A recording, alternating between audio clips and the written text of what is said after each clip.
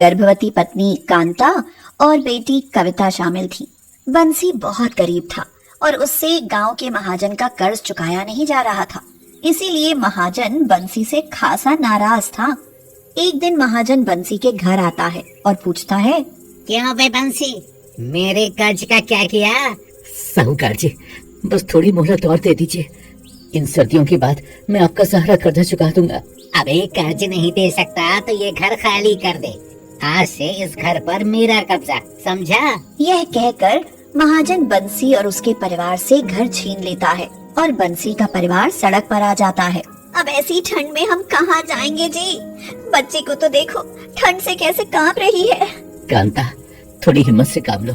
अब हम शहर चले जाएंगे और वहीं कोई काम धंधा करेंगे। बंसी अपने परिवार को लेकर शहर आ जाता है। उस समय कड़ाके की ठंड पड़ रही होती है। कांता और कविता दोनों ठंडी से कांप रही थी।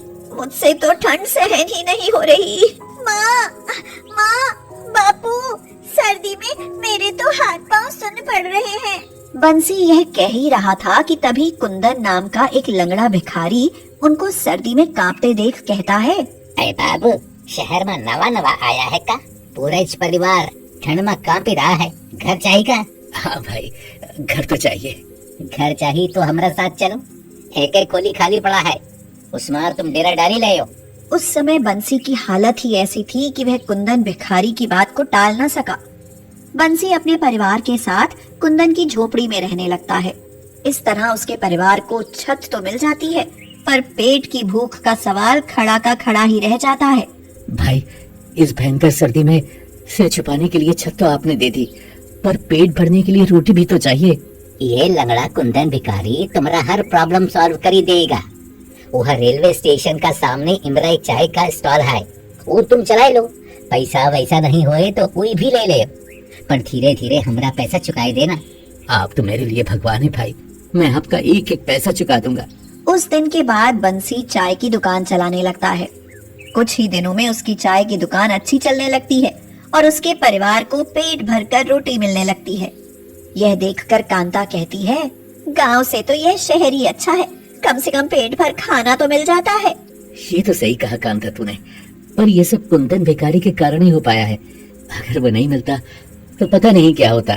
हमारे लिए तो वह भिखारी ही दाता है, भगवान उसका भला करे।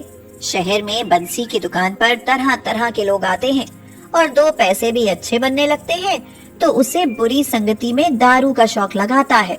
शुरू में तो यह शौक रहता, पर फिर दारू की लत बन जाती है। बंसी अपनी कमाई शराब में उड़ाने लगता है। अरे भाई, पियो और जियो, ये शराब पीकर सब भूल जाता हूँ। अरे मैं तो कहता हूँ भाई, भगवान ने ये शराब हम गरीबों के लिए ही तो बनाई है, ताकि 2 घूंट पीकर हम सारे गम भूल जाएं। बिल्कुल ठीक भाई, बिल्कुल ठीक। बिल्कुल ठीक नहीं, बिल्कुल गलत बे बंसी। एक बात याद रखना, ज्यादा शराब पिएगा तो मेरे माफिक भिखारी बनेगा। अरे ऐसा कुछ नहीं होगा कुंदन भाई, 10 पैसे की कमाई में 2 पैसे की दारू पीने में हर्जी क्या है। धीरे धीरे बंसी पर दारू की लत हावी होती जाती है और वह अपनी सारी कमाई दारू पर उड़ाने लगता है। हम माँ बेटी के पास ठंड से बचने के लिए गर्म कपड़े नहीं और घर में खाने के लाले पड़े हैं, फिर भी आप हैं कि शराब के नशे में धुत रहते हैं। अरे चुप कर, तुम भूखे मरो या सर्दी में तड़प कर मरो, मुझे क्या, मुझे तो बस शराब चाहिए, समझी? कांता बंसी के आगे बहुत रोती है, मगर बंसी शराब में डूबता ही जाता है। गर्भवती कांता बंसी से कुछ कहती है तो वह उसे खूब मारता है और माँ को पिटते देख कविता चीखी तो बंसी उसे भी खूब मारता है और कहता है, आज के बाद तुम माँ बेटी ने मेरी शराब के बारे में कुछ भी कहा तो जान ले लूंगा तुम्हारी। बापू, आप दारू पियो पर हमें खाना तो दो। चुप, 1-2 दिन भूखी रहने से मर नहीं जाओगी तुम। समय बीतता जाता है और एक दिन बंसी न जाने कहाँ चला जाता है। कांता और कविता उसे ढूंढ ढूंढ कर थक जाती हैं, पर वह कहीं नहीं मिलता। उधर कुंदन भिखारी उन्हें अपनी खोली से बाहर फेंकते हुए कहता है, वो सारा शराबी तो अपना नुकसान करके कहीं भाग गया, अब तुम भी भागो, अपना सब सामान यहीं छोड़ो और निकल हमारा घर से। कुंदन भिखारी उनको घर से निकाल देता है और कांता और कविता सर्दी में कांपते हुए रेलवे स्टेशन की तरफ आ जाती हैं। तभी कांता को दर्द शुरू हो जाते हैं और वह कहती है, कविता, बेटी, मेरे पेट में बहुत दर्द हो रहा है और ऊपर से ठंड में जान निकली जा रही है। माँ माँ, ठंड तो मुझे भी बहुत लग रही है, पर ये बताओ मैं क्या करूं? बेटा, लगता है तेरा भाई इस दुनिया में आने वाला है। माँ, उधर ना वो पुरानी ट्रेन खड़ी है, चलो उसी में घुस जाते हैं।